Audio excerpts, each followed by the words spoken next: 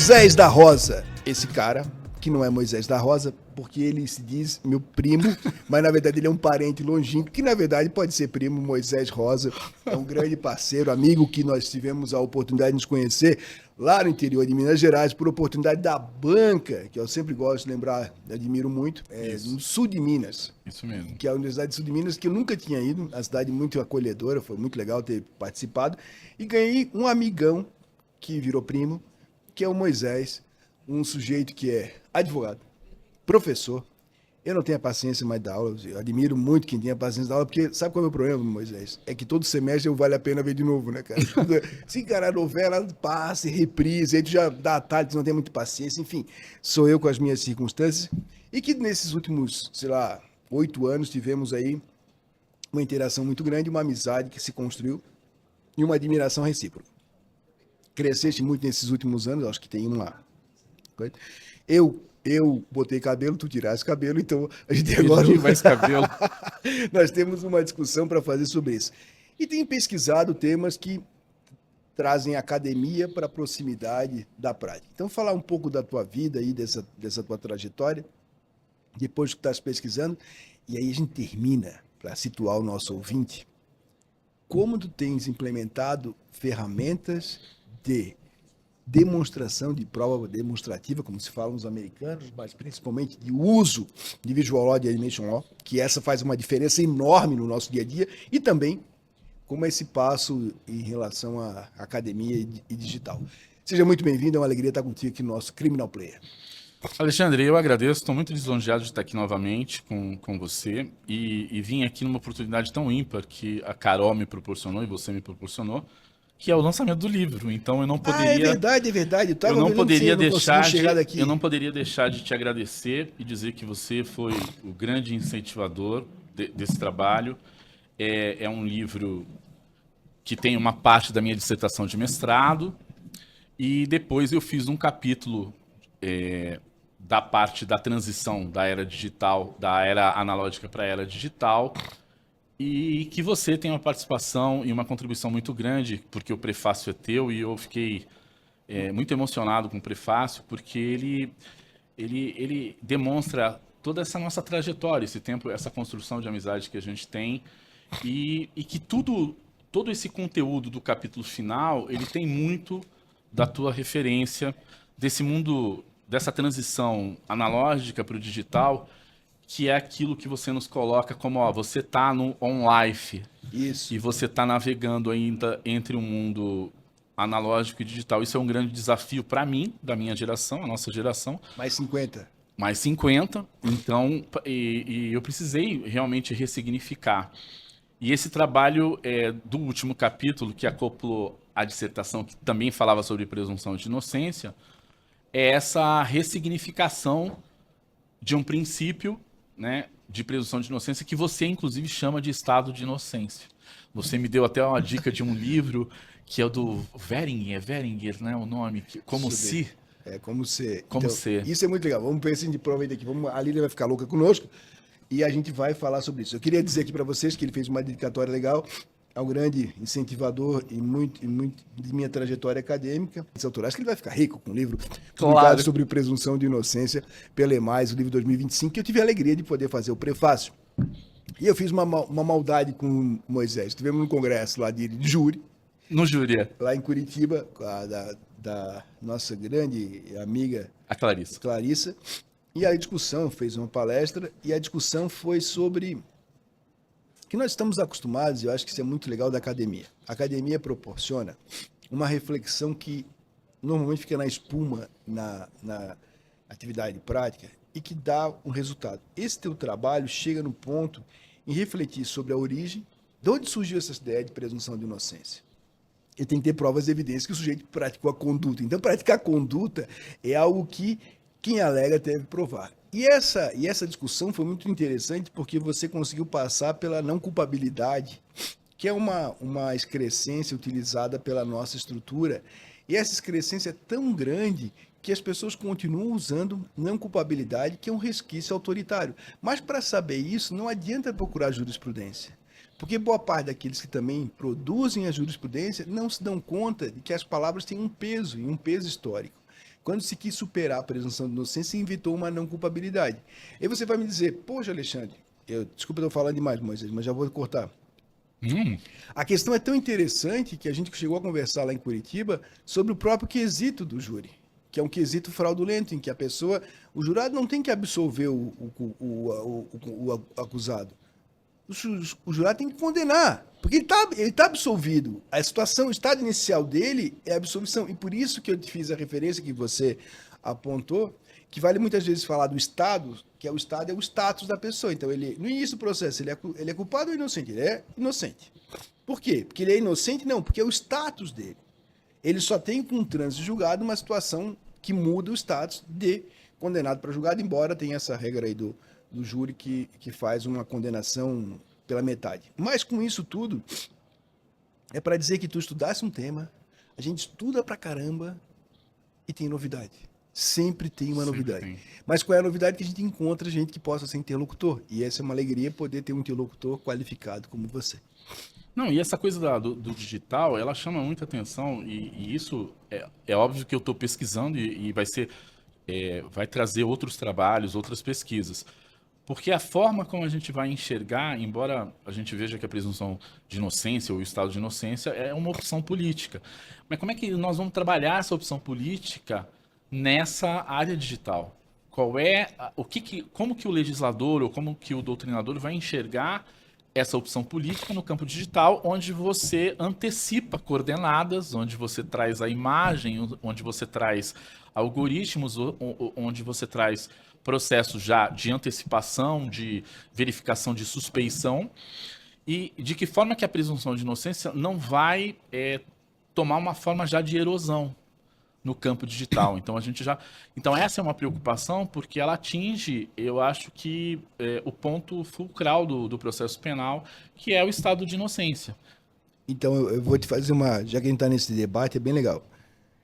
Com o mundo sensorizado, e aí a adoção que eu fiz lá do processo penal on-life, a partir da grande discussão do Luciano Floridi, e adaptado ao processo penal, é que se processo penal depende de prova, e a prova digital ela é adquirida na fase pré-processual e muitas vezes nas agências de inteligência que nem é na fase pré-processual, eu tenho um problema.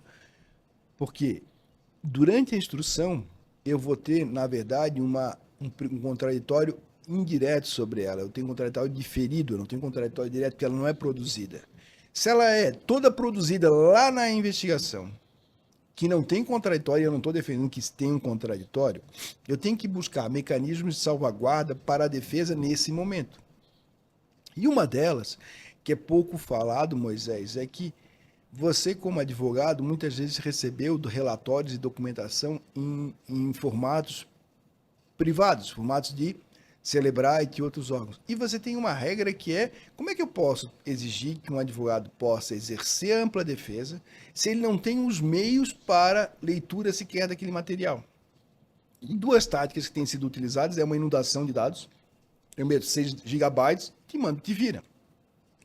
Que aí tu não tem o que fazer. Então, a gente tem aí um esforço com o Delano e com o Joaquim para produzir, e eu estou fazendo isso na universidade, na academia, ferramentas que possam tornar a promessa de uma paridade de arma digital mais factível, porque hoje em dia, se tu chegas lá e vais assumir uma investigação que tem uma quantidade imensa de dados, embora tu tenhas os dados à disposição, tu não tem as ferramentas para exercer, mesmo que tu queiras. Ainda que o Moisés tenha estudado, tenha adquirido novas skills, as ferramentas disponíveis não autorizam que você possa fazer uma contrapartida com paridade de armas. Isso não é uma experiência que é uma realidade que não passa só por ti, mas por uma boa parte da advocacia, diria que é a imensa maioria da advocacia, e é esse o esforço que estás fazendo. O que estás fazendo para superar essas limitações da prova digital atualmente?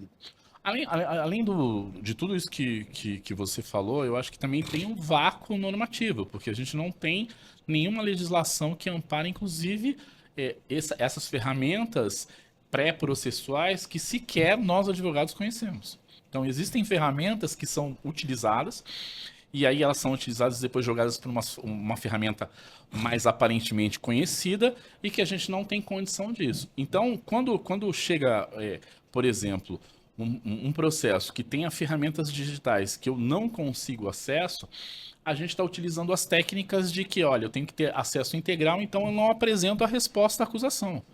E eu vou criando obstáculo para prosseguir no processo, para ter não só o acesso integral, mas ter a possibilidade de poder acessar aquilo com uma ferramenta que esteja disponível e pesquisando. Então, tudo isso a gente leva para um impedimento da resposta à acusação, apresenta uma petição preliminar ali com testemunhas, porque pode ser que aquele juiz entenda que eu teria que apresentar a resposta à acusação, mas eu vou forçando isso e subindo até os tribunais superiores para impedir que eu traga elementos para o processo que eu sequer conheço. Então, é isso que a gente tem feito e procurar. E aí a pergunta que eu te faço assim, mesmo que tu tenhas acesso a essa quantidade imensa de dados, para processar não é simples. Não, de forma nenhuma. E o que a gente tem feito é procurado parceiros, Delano, Joaquim, outras pessoas que têm acesso a isso, que têm um conhecimento muito mais profundo sobre isso.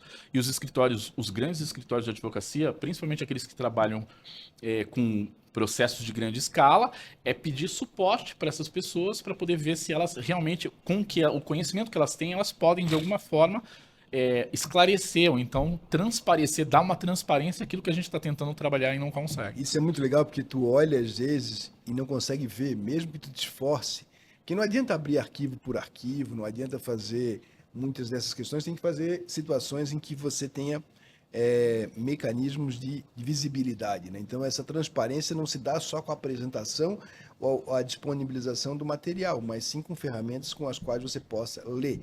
É quase como uma criptografia, né? A gente tem ali um material que vem muitas vezes quebrado, com senhas privadas e dificultando a abordagem. Mas isso tem um panorama dos últimos tempos que eu acho que tem uma mudança significativa nesse panorama de pano de fundo, mas tem uma mudança na própria advocacia em poder exigir. Então, as grandes alterações foram feitas pela advocacia, que pediu alterações, que insistiu nos últimos tempos. Para chegar a uma decisão, a advocacia tem que insistir. E como é que tem sido essa tua perspectiva, a percepção que tens em relação a essa adoção de aquisição de novas skills e a formulação de pedidos mais associados a isso? E aí, já para a gente, porque daqui a pouco a gente vai ter que encerrar, prometemos fazer algo que seja deglutível, é dizer como eu posso falar de ideais luministas no mundo digital.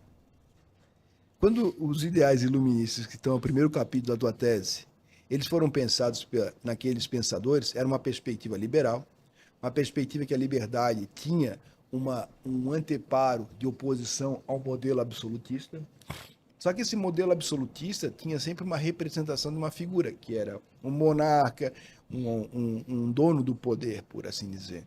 Com esse estado difuso que nós temos, e numa perspectiva que aí não é mais liberal, como nós pensávamos naquela época, mas envolvida por novas questões neoliberais e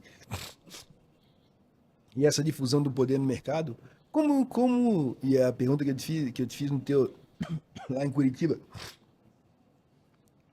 até que ponto os ideais luministas servem de referência, ou como é a conclusão do teu trabalho, a gente precisa ressignificar. Mas para onde ir? Então, essa é a grande pergunta da tese. Para onde eu vou jogar? Porque eu vejo, quando eu pensei nesse título, eu pensei justamente nessa trajetória que não existe mais. Ou seja, nesse processo de que lá havia uma figura e hoje aqui a gente tem figuras difusas, e acho que eu vou até mais longe. Eu vejo que, principalmente no processo penal, existem dimensões que a gente ainda não consegue vencer. E a dimensão política é uma dimensão que ela supera qualquer outra. Então a gente tem visto, não vou citar os processos, mas a gente tem visto a dificuldade que os advogados têm de atuar sem nenhum tipo de paridade de armas. Ou seja, você tem um sistema acusatório que ele é retorcido pela dimensão política, você tem ferramentas que você quer utilizar, gravações e audiências que ainda o Código de Processo Penal, a mentalidade inquisitória, resiste a esse processo de você abrir e deixar um processo penal mais democrático. Então, se eu for pensar ainda em Ao Iluminista com essa figura, na trajetória do livro, ela não morreu, mas ela está minada. Eu acho que a ressignificação é importante. Como fazer isso? Eu acho que a pergunta da tese vai tentar responder lá na frente em outras pesquisas. Mas é preciso porque a gente tem, não só isso, mas eu acho que a gente tem a IA, que é um outro processo, a superinteligência, que é um outro processo que pode te dar respostas que não são respostas nossas, são respostas da própria máquina. Então, eu vejo que a gente tem que vencer algumas barreiras, mas não só essa. Eu acho que a barreira da dimensão política é fazer com que essa dimensão política ela esteja mais própria de um Estado mais democrático, porque ela não é possível naquilo que a gente tem tentado como advogado superar e não tem conseguido, porque mesmo estando na Constituição, mesmo estando na lei, você tem processos que remontam àquela fase inquisitória e que se mantém com silêncio, inclusive nosso mesmo. E aí no final, e essa foi a ideia, porque para fazer uma crítica consistente, Moisés, aí que é o ponto que eu queria finalizar com os nossos ouvintes, é que para eu poder discutir os novos caminhos de uma presunção de inocência, de um devido processo legal digital, eu preciso ter realizado com o percurso e a trajetória para entender por que nós chegamos aqui. Sem isso, e o teu livro faz isso de uma maneira muito legal, tem até umas tabelinhas que eu gostei bastante, você chega nesse ponto e é capaz de estar no mesma folha, no terreno comum. Então daqui a gente sabe, viemos até aqui por essa razão. Daqui em diante, o seu trabalho, eu tenho um desafio para pensar. Só que eu não posso discutir esses desafios sem entender como nós chegamos aqui. E nisso o teu livro ganha e é um mérito imenso. Então, a presunção de inocência do ideal iluminista aos desafios da era digital faz esse percurso que nós não temos resposta pronta, mas nós temos o desafio de pensar com suporte naquilo que nós construímos em relação à democracia. E aí é a tua palavra final, porque eu espero que os leitores sinceramente possam entender. Porque é importante também, né, Moisés? As pessoas não gostam de processo penal. Mas se alguém não cuidar, vai acontecer. Eu tenho um tio que adora bandido bom, bandido morto, né? Um tio longe, assim. Até que o filho dele foi preso. Esse é um tio nosso longe, né? É um tio nosso longe. O tio foi preso, o primo foi preso e ele me ligou, Alexandre, teu primo foi preso. Eu disse, que bom, né? Bandido bom, bandido morto, mas que morra, né? Essas coisas que ele falava. Ele disse, não, mas é teu primo. Eu disse, pois é, tio, essa é a diferença, não dá para fazer distinção. Direito fundamental não é meu, não é do meu primo, é de todo mundo. Então, eu como parente mesmo longínquo, eu estou impedido de atuar no processo, você vai ter que arranjar um advogado e lhe digo, não vai soltar. Os juízes da comarca não soltam. Então, o senhor vai penar. Meu primo foi condenado, agora ele foi para a pastoral carcerária. Por quê? Porque ele achava que nunca ia acontecer com ele. Ele tem essa falsa ilusão. Então, a ideia de construir um processo penal que seja, de fato, adequado aos princípios, fundamentos e diretrizes constitucionais é uma preocupação que, para muitos, passa batido. Porque, não vou precisar disso. É como o cara que acha que não vai se preocupar de saber quais são os sintomas de um ataque cardíaco, porque acha que não vai ter. Vai ter. Então, essas ideias de poder pensar o futuro e cuidar do processo penal é cuidar, e aí eu tenho em ti alguém que cuida do processo penal e eu tenho uma imensa admiração que a gente possa continuar essa trajetória. Cara, eu agradeço demais, demais mesmo estar aqui, poder ter a oportunidade de te entregar esse livro, porque a gente não sabe, às vezes a gente não sabe a dimensão o impacto que alguém tem na nossa trajetória, principalmente profissional. E desde de Minas, quando você chegou lá e a gente começou a ter uma amizade, o impacto que você proporcionou na minha vontade de estudar, na minha ressignificação também profissional. Então eu queria agradecer muito e estou muito emocionado de estar aqui para trazer esse simples trabalho, mas que é feito com o marco teórico de um autor que é você. Poxa, fico imensamente contente. Eu sei que estou aqui, estou na parceria. E foi era um auditório pequenininho da universidade, com um negócio vermelho no fundo. O que era? Sim, sim. Era esse. A gente foi lá, conseguiu fazer, depois a gente saiu para jantar. Andei no teu carro também, o negócio do foi. Então, assim, é uma amizade que surgiu de um acontecimento aleatório, mas que fez que nós tivéssemos um caminhar, e a produção do livro dele é mais um passo para que a gente possa discutir democracia e processo penal. Então segue lá, Moisés, qual é o teu Instagram, Moisés? Moisés Rosa, Advogados Associados. Vai acompanhar lá nosso Criminal Player, tem lá o nosso podcast, tá legal? Segue o Moisés e, por favor, antes de falar qualquer coisa, leia o livro, Presunção de Inocência é mais, o livro vale a pena. Depois, meu prefácio faz algumas considerações, mas o livro é fundamental para que você possa entender. Obrigado, meu primo, meu irmão. Primo. É mais do que primo. Obrigado. Beijão para vocês aí, pessoal.